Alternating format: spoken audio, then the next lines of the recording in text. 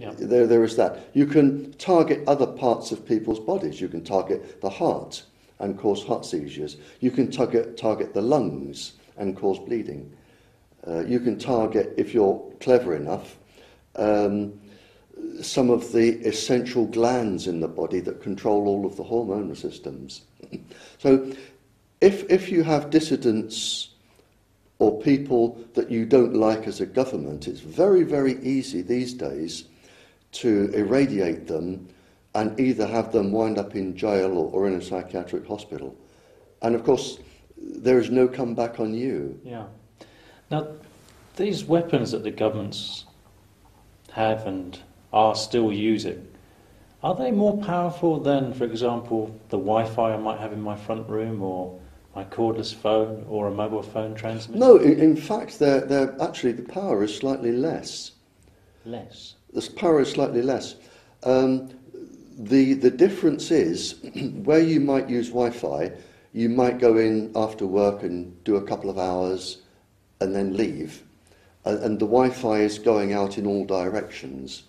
Here, they are targeting you probably with a beam. And it is on you all day. It can follow you everywhere you go, and it can target you when you're asleep as well. So you're really getting a concentrated dose. It's a bit like putting the light on in your house and sitting with a light, or have somebody follow you with a searchlight and beaming the searchlight on you all the time. So there is a difference between that. But in fact, the power can be less. It just takes longer. So I would imagine then that the devices we have in our houses nowadays are extremely dangerous. Not all of the research, because there is research that has been carried out where they have failed to show it is dangerous. But we do have documentary proof from the governments, one specific paper from the government that lists all of the illnesses that you can get from microwave sickness, including severe neurological disorders. We have a government document that actually says this needs to be kept secret from the Western governments because it will affect the efficiency of the military, the weapons industry, and it will also affect industrial profit. We have the government telling us that This technology is dangerous? This is the United States Defense Intelligence Agency advising the Western governments to keep this secret so that they can protect industrial profit and military functions. Because, I mean, if you're in the military and a lot of people do start developing tumours, you could start suing because the equipment you're using is not safe. So to avoid that and to protect the industrial profit, they put this document out. Going back a little bit to children now, if we can just move away from the military. We'll move away from the military for a while. Why are children more at risk? Are they more at risk? Yeah, as I said earlier, it's always the children that suffer first. A lot of people make the mistake in believing that children are small adults. And unlike medication, where you have an adult dose and a children's dose, with microwaves, there is the adult dose, but there is no known safe dose of microwave irradiation anywhere in the world published for a child. And the reason is, and embryos are a special case after this, if you wish to ask about embryos. If we look at the average infant in school, or small child in school. And I'll only concentrate on just a couple of areas of the body. Yep. The immune system of a child has soft bones, so the microwaves penetrate the bones, no trouble at all. And microwaves are attracted to water, which is most of what bone marrow is. The immune system of a child takes 18 years to develop. And the first thing we know from microwave irradiation is that it attacks the immune system. So with children who are not small adults, they are neurologically and physiologically immature adults. The immune system of children is being damaged before it is anywhere near up and running. The nervous system that runs through the body has 122 layers of protein. There's a system of protein synthesis that lays 122 layers around the nervous system. It takes 22 years for this to fully develop. So all through a child's development, what you have is the microwaves affecting the protein synthesis of this system. Now, goodness only knows what's going to happen. We are probably going to get an epidemic of the muscular dystrophy type diseases later on in life for these children because of a damaged myelin sheath or insulating coating around their nervous systems. The other, what I think is the most serious aspect of a child's development, excuse me, there are experiments that show the ovarian follicles in young girls.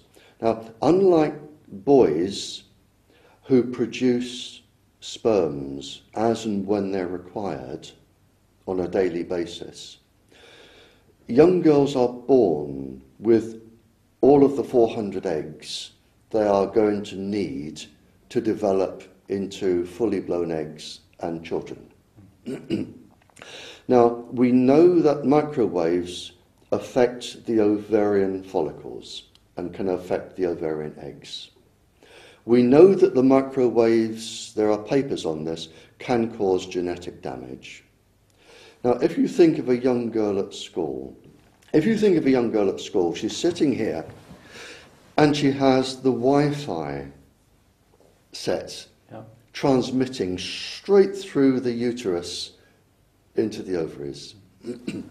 Now, if the young girl damages the ovarian eggs, and we're not going to know this for another 15 years, if the ovarian eggs are damaged, these are irreparable. They can never ever be repaired. The mitochondrial DNA in girls is irreparable. So when that girl, if she has a daughter, that daughter will carry the genetic damage that has been caused by the microwaves. And when she has a daughter, that daughter will carry the same disease, and her daughter, and her daughter. So we are now not saying we're risking this generation, we are risking the future generations of all of the children in the world from genetic damage. And that's a scary prospect. That's extremely frightening. It is. So to clarify that, the eggs cannot repair the mitochondrial DNA. No. And so if a girl grows up with a genetic defect, she will pass that on to her daughter. Yes. And on, and on, and on, and on, and on, until there is no more female line left in that family. And this is surely a good enough reason to remove Wi-Fi from schools. And Wi-Fi should be wiped out of schools at a stroke today. Why to protect all of the children. Why are schools persisting in Wi-Fi if they know it's a risk? Ignorance. It's what I call intentional ignorance. It seems that government ministers that are trying to promote the telecommunications industry and governments, and it's not difficult in our country, the UK, to find a school where if every child has their own Wi-Fi that they can walk around with, when the school inspectors come in, they get extra ticks in extra boxes. Yeah. And it's what I call intentional ignorance. They will only look at and believe the research they want to. They will not acknowledge most of the real research and most of the risks. And this is why I think we have this problem.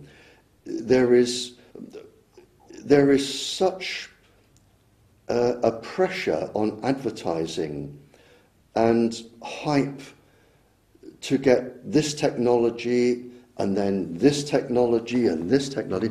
I can remember when I was a child, our king, the King of England, I can remember our king encouraging people to hold smoking parties because it was good for you. Yeah. We seem to be in that situation now.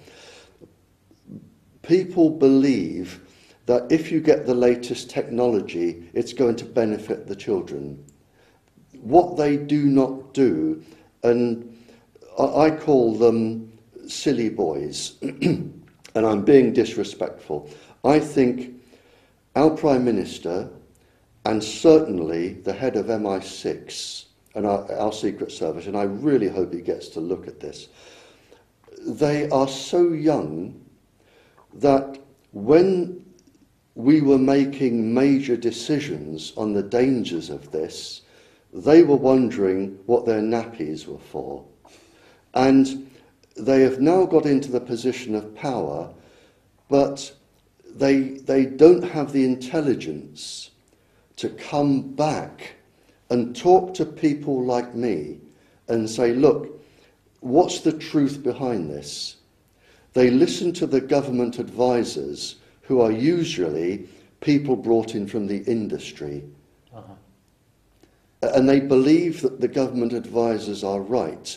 And I have yet to find a government advisor to make a single sensible sentence anywhere. And I would defy anyone to show me an intelligent sentence from a government advisor.